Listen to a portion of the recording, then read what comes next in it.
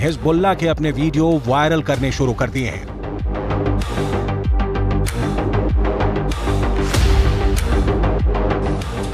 Hezbollah के इस video में बताया जा रहा है कि वो इजरायल पर हमले के लिए तैयार है।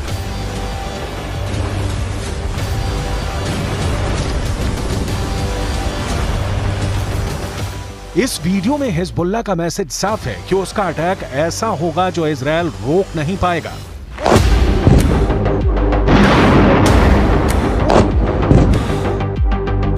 इस वीडियो में हिजबुल्लाह का मिलिशिया कमांडो ऑपरेशन की तरफ इशारा कर रहा है।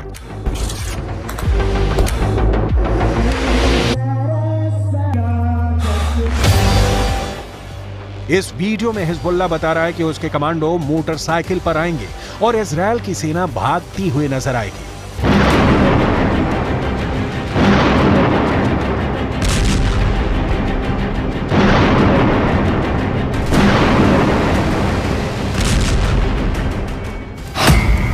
हिजबुल्लाह ने इजरायल को भी धमकी दी है। हिजबुल्लाह ने अमेरिका को भी बता दिया है कि वो समंदर में उसका जंगी बेड़ा डुबो देगा।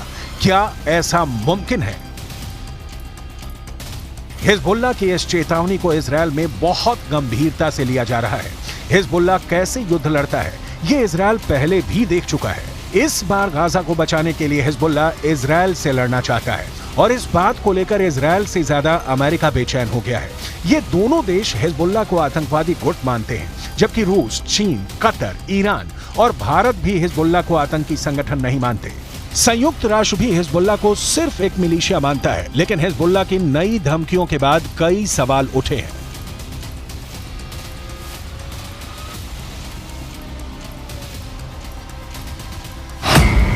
सवाल नंबर 1, हिजबुल्लाह कौन है? तो जवाब है, हिजबुल्लाह लेबनान की एक राजनीतिक पार्टी है और इसका अपना एक मिलिशिया है।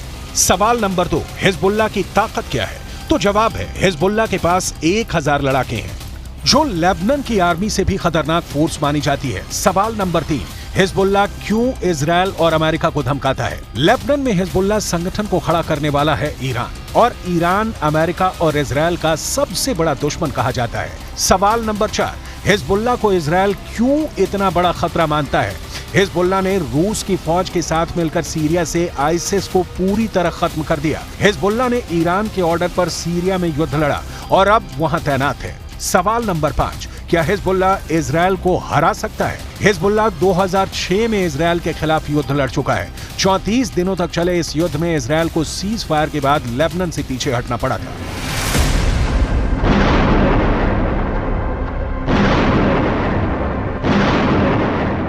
अब 7 अक्टूबर को हमास के अटैक के बाद गाजा पर इजरायल के हमलों ने हिजबुल्लाह फोर्स को सुपर एक्टिव कर दिया है। हिजबुल्लाह ने बहुत साफ शब्दों में कह दिया है कि वो इजरायल पर हमला कर देगा और ये वार्निंग देने से पहले इजरायल तक मैसेज पहुंचा दिया कि अगर इजरायल की सेना फिलिस्तीन के गाजा में घुसी तो वो उत्तरी सीमा की तरफ से इजरायल पर चढ़ाई कर देगा। इजरायल और लेबनान के बीच करीब 130 किलोमीटर लंबा बॉर्डर है और यहाँ संयुक्त राष्ट्र की शांति सेना तैनात रही है। इसमें भारत की फौज भी शामिल है। इस वक्त इजरायल को गाजा से ज्यादा इस बॉर्डर की टेंशन है, क्योंकि अगर इजरायल गाजा में घुसा तो हिजबुल्लाह उत्तर की तरफ से इजरायल से हमला बोल देगा।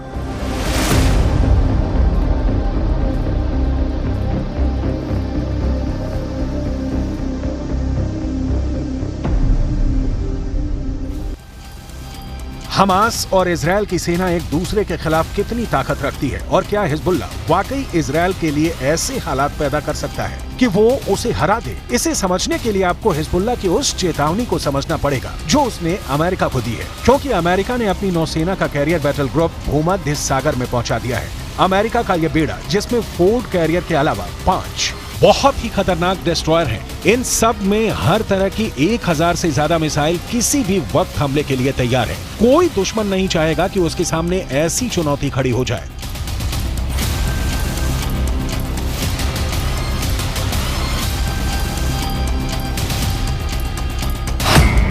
इस वक्त ये कैरियर इजरायल के गाजा में पश्चिम में भूमध्य सागर में तैनात रहेगा और वहीं से ऑपरेशन चलाएगा। उसकी रेंज में लेबनान भी होगा, सीरिया भी होगा, तुर्की भी होगा और मिस्र के आसपास का इलाका भी होगा। यहीं से ये इजरायल के एयर स्पेस को सुरक्षित रखेगा और हमला भी कर सकता है। ये सब ऑपरेशन अमेरिका के फोर्ड क्लास के कैरियर और उसके बेड़े में मौजूद बड़े बड़े डिस्ट्रॉयर पूरा कर सकते हैं। ऐसा अमेरिका पहले इराक में कर चुका है, उसने अफगानिस्तान में करके दिखाया है और ईरान को भी वो लगातार धमकी देता रहा है। इजरायल के लिए भी जेराल्ड फोर्ड कैरियर को भेजना एक बड़ा युद्ध छेड़ सकता है।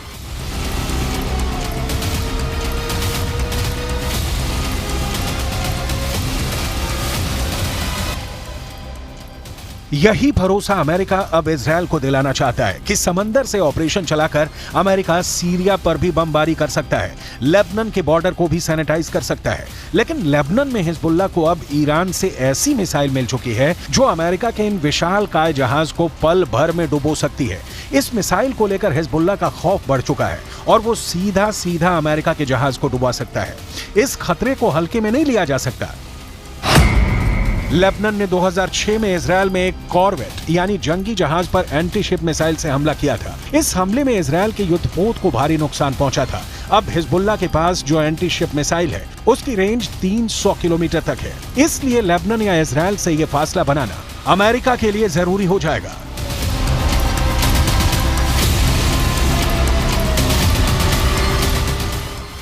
इसमें कोई शक नहीं कि हिजबुल्लाह की लीडरशिप तेहरान से मिलने वाले ऑर्डर पर काम करती है। इसलिए सवाल यह भी कि क्या ईरान चाहता है कि हिजबुल्लाह इजरायल पर अटैक कर दे।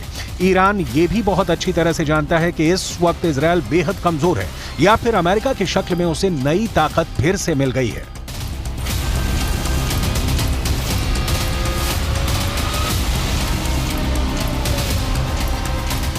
این قضیه 15 مهر به این طرف رژیم غاصب صهیونیستی هم از لحاظ نظامی هم از لحاظ اطلاعاتی یک شکست غیر قابل ترمیم خورده.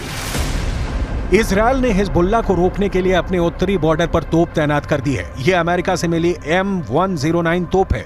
155 मिलीमीटर की ये तोप टैंक नुमा बख्तरबंद गाड़ी पर फिट कर दी गई है और ये 1 मिनट में 4 गोले दाग सकती है।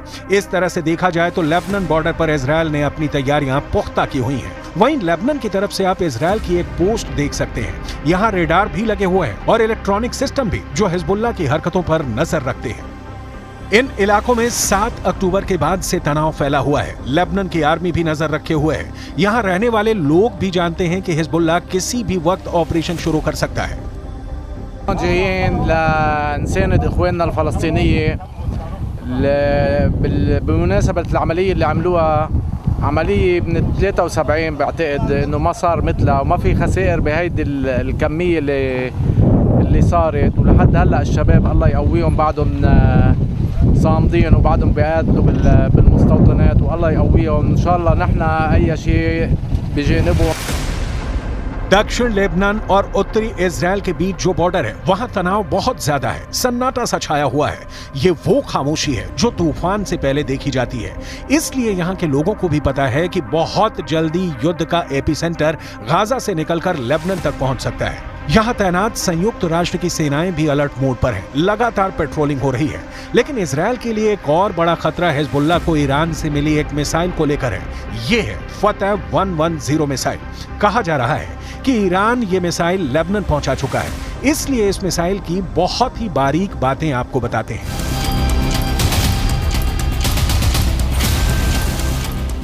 ईरान की यह मिसाइल 300 किलोमीटर तक हमला कर सकती है और ये अपने टारगेट के 3 मीटर के दायरे में गिरती है। एक बैलिस्टिक मिसाइल का इतना सटीक होना बहुत बड़ी बात है और यही बात इजरायल के लिए खतरा है। दूसरी तरफ इजरायल की सेना ने अपना गोला बारूद तैयार कर लिया है। तोपों से जो गोले फायर किए जाएंगे वो पहले से ही रेडी मोड पर रखे गए हैं। इजरायल की रिजर्व फोर्स भी आसपास के इलाकों में तैनात की जा रही है। ये हमवी गाड़ियां हैं जो लगातार यहां तक फौज को पहुंचाने में लगी हुई हैं। 2006 के बाद इस बॉर्डर पर इससे ज्यादा तनाव नहीं देखा गया है और अब हिजबुल्लाह की वार्निंग के बाद सबकी नजर ईरान पर भी है और उसके एक दोस्त सीरिया पर भी है। इजरायल ने गोलान की पहाड़ियों पर भी टैंक पहुंचा दिए हैं। ये जगह सीरिया का हिस्सा थी, लेकिन 1967 में युद्ध के बाद इजरायल ने सीरिया के इस हिस्से को अपने में मिला लिया और तभी से ये इलाका इजरायल के कंट्रोल में है। देखा जाए तो इस वक्त पूरे पश्चिम एशिया में युद्ध की चिंगारी पहुंच चुकी है। इजरायल से लेकर गाजा और गाजा से निकली ये आग अब लेबनान पहुंच चुकी है। चिंगारी सीरिया और ईरान में भी नजर आ रही है।